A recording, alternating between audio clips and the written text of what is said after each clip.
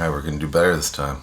What's up, YouTube? I'm Jay. This is Pick the Bass, a new channel for bassists who aren't afraid to use a pick. I've been playing punk rock bass for about 30 years, and in that time, I've learned that the world is built for slappers and finger pickers, and there's just no love left for us that use a pick. Recently, while researching new gear, I found that I couldn't find any videos of people playing in my style. That made it impossible for me to judge what the gear actually sounded like. That inspired me to create videos in the style that I've been looking for. I'm not sure where this journey will take us, but I figure I'll start by telling you a little bit about myself, the basses I own, why I have them, why I love them, and we'll take it from there. So now, let's transform and roll out. Engage.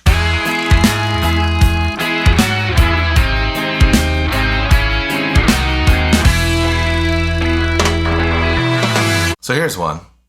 How many bassists does it take to change a light bulb? Just one, but the guitarist has to show them first. The guitar never really did it for me, but the sweet twang of the bass, I was hooked immediately. The first time that I heard Longview by Green Day, I knew the bass was the instrument for me. Over the first few years of playing bass, I fell in love with the tone and style of punk rock bassists like Fat Mike, Matt Freeman, and Mark Hoppus, and I'm still chasing those vibes all these years later. I currently have 6 basses, which means I probably need at least one more. Ba-dum-bum! But seriously, folks, I figure I'll go down the list in the order that I acquired each bass, and I'll probably tell you a little bit about them and a little bit about me along the way. I'll go over some of the specs for each bass, tell you what I love, and then play a few riffs so that you get an idea of what each bass sounds like. Also, I should note that not every bass has brand new strings, so keep that in mind. Anyway, let's get started. I got my first bass for my 14th birthday in 1994. I don't have it anymore. I don't really remember a lot about it or what happened to it. I remember it was really pointy, so it was probably a Jackson. I played that bass for about a year, and only put it down for skateboarding and hacky sack and video games. I learned a lot of Nirvana and Green Day songs, and I almost immediately started writing my own tunes. After about a year, I outgrew my starter bass, and it was time to level up. So I went down to Sam Ash on Route 17 in Paramus, New Jersey, and I got this bad boy, my second bass, a Fender Prophecy II. It's a quirky bass. It was made in Japan, and only for a few years. It's got an active PJ setup, which I love. It has killer tone. I played this bass exclusively for about 9 years. The neck is super fast, and it really inspires you to shred. It's not a short scale bass, but it definitely feels really small, so it's really light and it's really comfortable to wear. Back then, I was in a lot of ska bands, and this bass was perfect for the speed and tone of those bass lines. You're here to hear some of that sweet, sweet tone. So let's get started with a song that I wrote many years ago on this bass. It's usually the first thing that I play when I pick up a bass, and it goes something like this.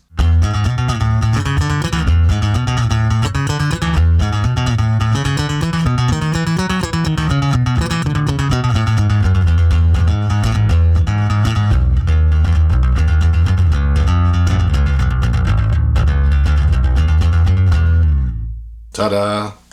And now, here's a little bit of Rancid, so you could have a bass line for this bass line.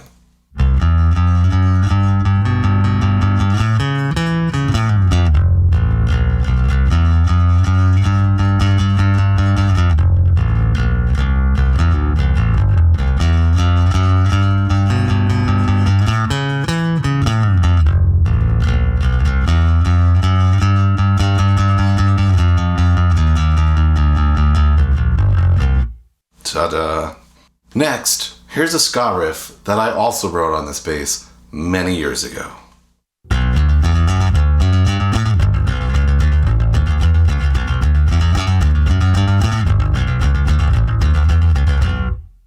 Whew. Lastly, here's a bit of riding on the root notes, as us punk rock bassists tend to do.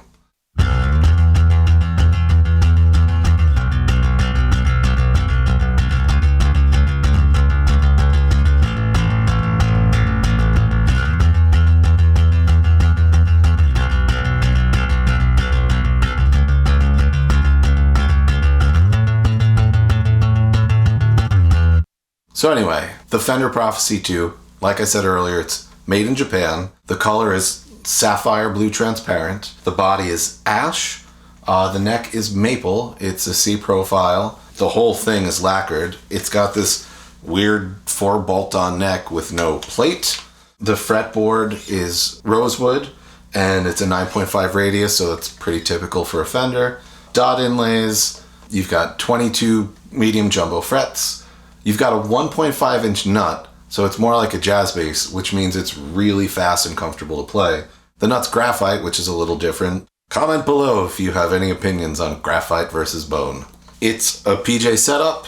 It's active, it's 9 volt. This, unlike my other active basses, it doesn't have a toggle switch, so you have to remember to unplug it, because otherwise you're going to kill your 9 volt and then you're not going to be able to play the bass anymore. This was my first bass that had a Leo Kwan Badass 2 bridge. I love the bridge. I love the high mass. It just seems to provide more sustain, more stability. For controls, you have volume, you've got bass and treble, cut and boost, and then you have a pan for the 2 pickups. The scale length is 34 inches. The tuners are Y key. It's different from my other Fender basses, but actually it stays in tune really well, so that's all that matters. You may have noticed all the hardware is gold. I kind of dig gold hardware. I love gold! It's super light. It's about 7 pounds, 12 ounces. So if you're one of those people that's playing 3-hour sets every night, this would definitely be a good bass to have. If it came with a case, 29 years later, I don't have it anymore. So that's the Fender Prophecy II. It is a great bass. I've loved this bass for 29 years, but there's always the next bass. So let's move on. That didn't feel good. So let's jump ahead 9 years to 2004. I started a new band and I bought a new bass. I had spent the last few years playing drums and the few years before that playing guitar, and I was so ready to get back to playing the bass. In 2003, while on tour, we stopped at a Guitar Center in Massachusetts to load up on supplies. Supplies! I had some time to kill, so I went over to play some basses. That was the first time that I saw the Marcus Miller, and I was blown away by how gorgeous it was and how effortless it was to play. But I got back in the van and totally forgot about the bass. Fast forward 1 year to 2004, now I'm in a new band and we're recording our first EP. The producer had a Fender American Deluxe P bass and I loved it. I used that bass to track the entire album, and by the time I was done, I had decided it was time to trade up and walk away from the Prophecy. So once again, I headed down to Sam Ash in Paramus, New Jersey, ready to buy my next bass. I must have played every Fender they had on that wall, and then I saw it. The Marcus Miller that I had played a year before at Guitar Center. The Marcus Miller looked, felt, and sounded so much better than every other bass they had. I bought it on the spot, and I never looked back. I've been playing this bass now for about 20 years, so I'm probably a bit biased, but I think this is the best jazz bass of all time. Maybe even the best bass of all time. I even have a tattoo of it on my leg. I love my Marcus Miller because it can do anything. I've of course played all sorts of punk rock, pop punk, ska, reggae, but it's just as suited for classic rock, surf rock, indie rock, whatever kind of rock you want to play. This bass will also turn some heads. It's gorgeous. I haven't been playing this bass for the last few months, so the strings are kind of old. It definitely could use a setup, so keep that in mind while we kick out these jams. So once again, here's the first thing I usually play when I pick up a bass.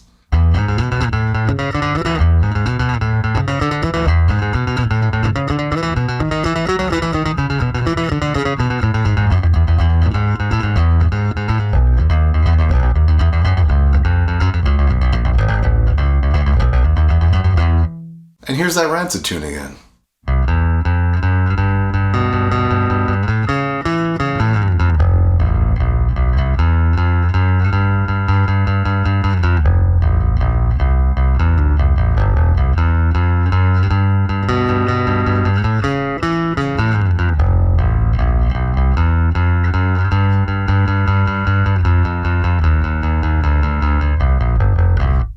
Ta-da! Let's play that ska riff again.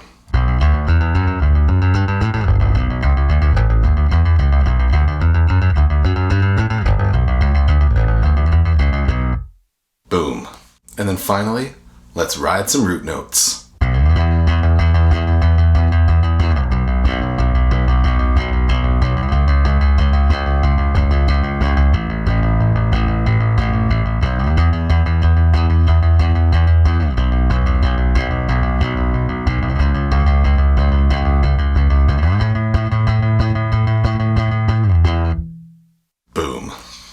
So, the Fender Marcus Miller Jazz bass, it's made in Japan. The color is natural, the body is ash, but then it's got a maple neck, it's modern C, it's got this 3 bolt on the back instead of the standard 4. The whole thing is lacquered. You've got a maple fretboard with these great block inlays. It's fully bound. It's a 7.25 inch radius, so it's actually kind of round. You've got 20 medium jumbo frets, a 1.5 inch synthetic bone nut, so pretty standard jazz bass. You've got 2 vintage jazz pickups with the active passive 9 volt. For controls, you have 2 individual volume knobs and then a shared bass and treble cut and boost. The scale length is 34 inches. The bridge is another Leo Kwan Badass 2. It's got American vintage reverse tuners. It's rather heavy. It's about 9 pounds, 12 ounces. And as far as I'm aware, it did not come with a case. So that's my Marcus Miller.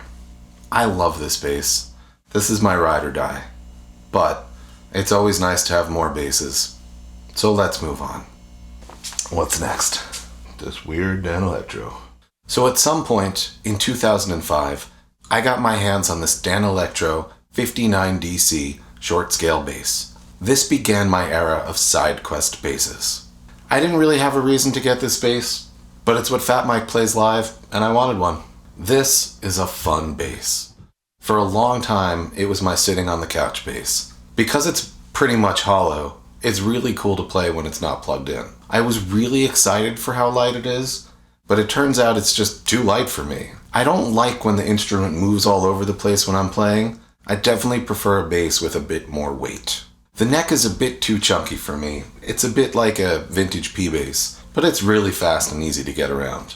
The lipstick pickups have a very unique tone. There's plenty of highs, mids, and lows, but it often sounds like there's a blanket over everything. I find that this bass takes really well to distortion. If you think this bass deserves more love, let me know down in the comments. So once again, here's the first thing I usually play when I pick up the bass.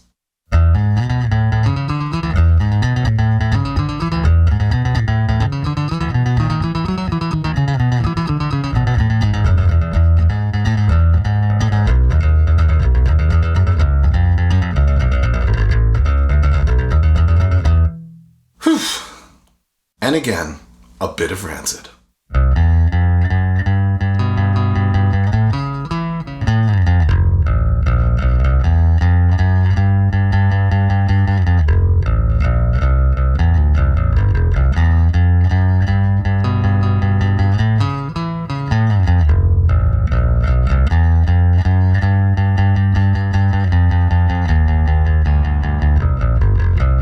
Once again, my ska riff.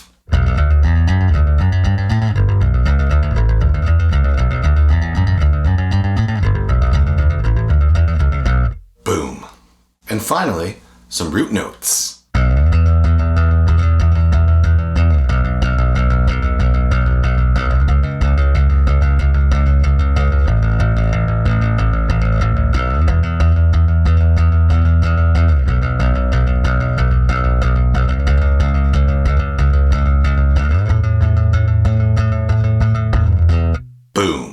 So, this Danelectro 59 DC short scale, it's made in Korea. The color is black, the body is spruce, the neck is maple, it's a C shape, it's got 4 bolt with no plate, the neck is satin. It has a paw ferro fretboard with a 14 inch radius, so it's nice and flat and easy to play when you're higher up. 20 frets. It has a 1.65 inch nut, making it way more like a P bass, but the nut is aluminum. That is definitely weird. It's passive. It has these high output lipstick pickups. For controls, you have 2 stacked knobs that are both volume and tone. It's 34 inch scale length. You have an adjustable saddle bridge. And then there's the weight. 7 pounds. You could play this all night and never feel it on your body. Case not included. So that's my Danelectro. I love it. I should probably play it more, but you know, so many basses, so little time. So let's move on. My mustache. So in 2008 or so, I acquired this Dillion Stingray copy. I know it's probably pronounced Dillion or something like that, but I've always heard it called Dylan, so I'm going to keep doing so until one of you corrects me in the comments. From what I remember, it was basically just some guy building instruments in his house. They seem to have a great reputation, and this is built like a tank.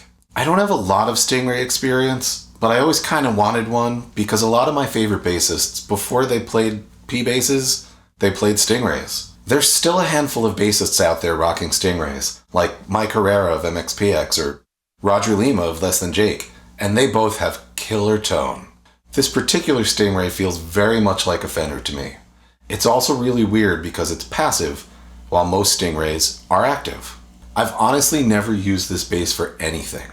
It's never had a setup, I've never changed the strings. If you think it should get a setup and you'd like me to make a video about that, put that down in the comments. It's a pretty bass. It's nice to look at, it feels great. It's a little stiff right now because the strings are so old. So once again, the riff that I play when I pick up a bass.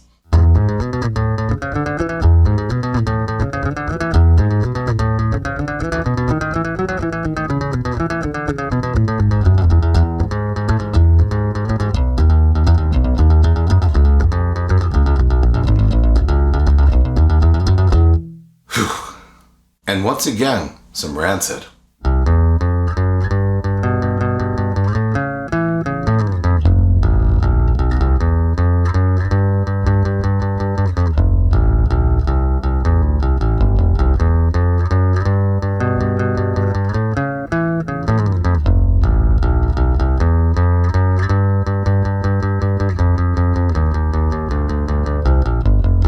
Boom.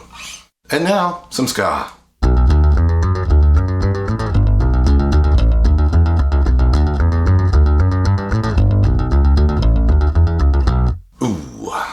And finally, some root notes.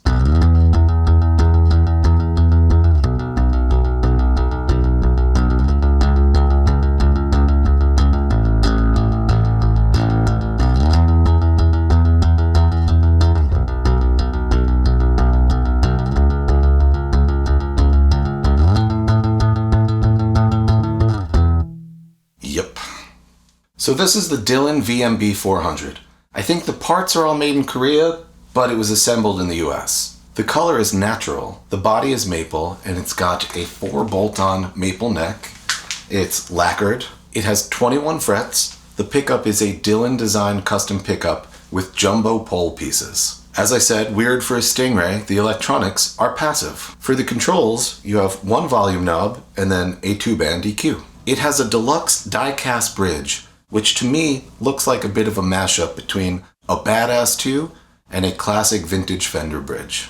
It has precision-style chrome matching heads, very much like most of my Fenders. It is definitely heavy, it comes in at about 9 pounds 12 ounces, and if it ever had a case, I don't have it. So that's my Dillion Stingray copy.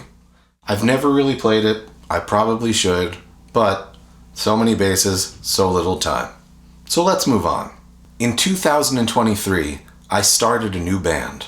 We immediately began recording an album, and my Marcus Miller was brought back into service. I love the tones on the album, but I realized while I was tracking that all of my favorite bassists used P basses. I never had a P bass, and I decided maybe after 19 years, it was time to switch it up. So I ordered a 40th anniversary edition Squire P bass from Guitar Center, and I was blown away by how incredible it was. I decided to buy a Squire because I didn't want to spend a lot of money on a bass that I wasn't sure I was ever going to play. But let me tell you, this Squire plays, sounds, feels just as good as any Japanese or American Fender I've ever owned.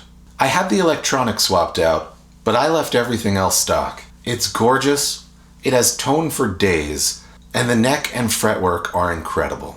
This is the first passive bass that I've ever really loved. It's become my sitting around on the couch bass. So once again, let's hear how it sounds. Here's the first of the 4 tunes.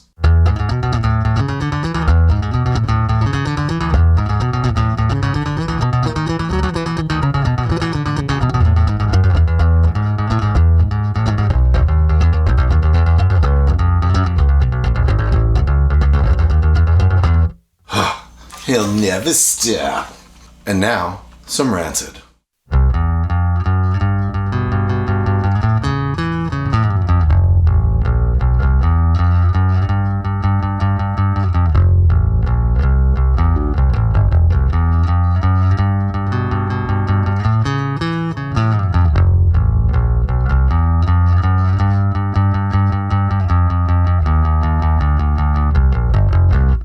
Boom. And now, some ska.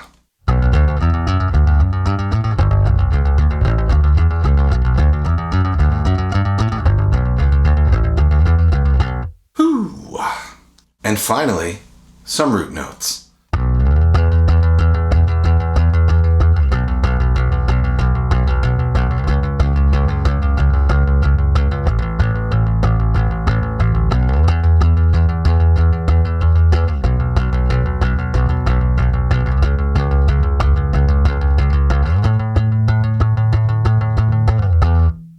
Alright, so this is the Squire 40th Anniversary Edition P-Bass. It's made in Indonesia. The color is Precision Blue. It has an iota body. It's a maple neck, C profile, standard 4-bolt. It has these gorgeous block inlays. It's fully bound. The fretboard is Indian Laurel. It's a 9.5 inch radius the whole way down, so it's standard Fender. You've got 20 narrow tall frets. The nut is bone, and it's 1.685 inches, so basically your standard P-Bass. The pickup is a Fender-designed Alnico split coil. The electronics are passive. You have your standard P-Bass controls, so one volume knob and one tone knob. The scale length, as with all of the others, 34 inches. The bridge is a 4-saddle vintage-style bridge. The tuners are vintage-style Fender tuners. It's pretty light. It's about 8 pounds, 8 ounces, so it's comfortable if you have to wear it for a long time. It did not come with a case. So that's my Squire. It's my first P-Bass, and I absolutely love it. But we still have one more to go. When Fenders are your basses, you can eat Fenders anytime. Don't eat Fenders. Well, we finally made it. We're at the last bass. I probably could have switched to the Squire full time and been totally stoked. But I got hit hard by gas. I couldn't stop thinking about upgrading to a Japanese or American Fender with an active PJ setup. I knew I couldn't ever really love a P-Bass if it didn't compete with my Marcus Miller. I did a lot of research, I watched a lot of videos, I played a lot of basses, and I decided that the Fender American Ultra P-Bass in Plasma Red Burst is what I had been looking for. Unfortunately for me, that color had been discontinued in 2020. After a lot of searching, I managed to find a shop in Illinois that still had one brand new in the box. This lovely bass arrived at my door early in March, and I could not be happier. It arrived in great shape. The setup was basically perfect right out of the box, but I still decided to take it to my dude so that I could get it set up the way that I like it. I've only had it for a few weeks, but this bass is what's up. I've read so much about how modern Fenders are overrated and about how Ultras suck or whatever the haters say. I can say that this bass is 100% a good time, and in no way does it suck. It is so choice. If you have the means, I highly recommend picking one up. This one totally looks like Hot Rod from the Transformers, and I am so down. The neck is so nice. It's so small, and it feels way more like a jazz bass than a P-Bass. The D profile feels so good in your hand, and the compound radius going from 10 all the way to 14 makes playing so easy. The tones are killer, and the vibes are immaculate. I've been so stoked on this bass that I had to take my Marcus Miller back out, just so I didn't forget about my first love. So, for the final time, let's hear how it sounds. Here's the first one.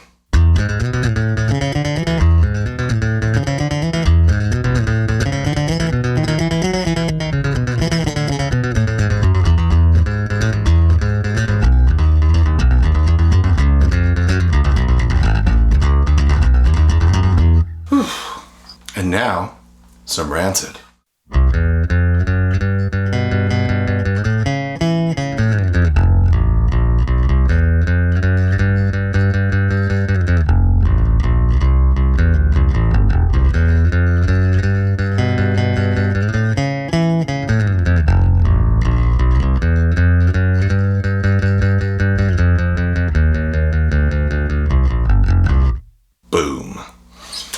And, one last time, a little ska.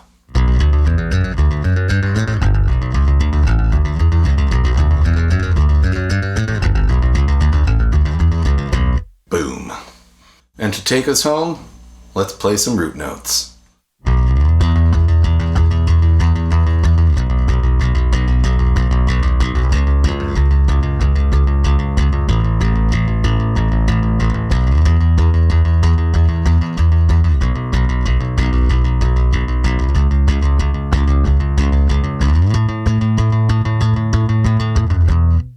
So, this Fender American Ultra P bass, it's made in the USA, it's plasma redburst, its body is alder, the neck is maple, it's got a modern D profile, it has a 5-bolt instead of a 4-bolt, it's got a satin finish so it's really nice, the fretboard is maple, it's got a compound radius of 10 to 14 inches, and it's got dot inlays. You get 21 medium jumbo frets, the nut is bone, it's 1.625 inches, so it's definitely smaller than a normal P bass, but still way bigger than a jazz bass. It has ultra noiseless vintage PJ pickups. It's 18 volt with an active passive switch. For controls, you have a master volume knob, you have a pan pot to go between the pickups, and then you have 2 stack knobs that are the active cut and boost lows, highs, mids, and then just a passive tone control for when it's in passive mode. The scale length, like everything else, is 34 inches. It has a new 4-saddle high mass bridge. It's basically Fender putting out their own version of a Badass 2. The tuners are lightweight vintage paddle keys, and the bass comes in a little heavy at 9 pounds 8 ounces. It came in a Fender Elite molded case, and it is gorgeous. So there it was, my first YouTube video. I hope you enjoyed the journey. I know I did. Please leave some comments below about what you liked and what you didn't like. What would you like to see in future videos? Show me some of your gear. What basses do you have and love, and why? Don't forget to like, subscribe, smash that bell, all the YouTube stuff. And I'll see you next time. Until then, be excellent to each other. And party on, dudes! See ya.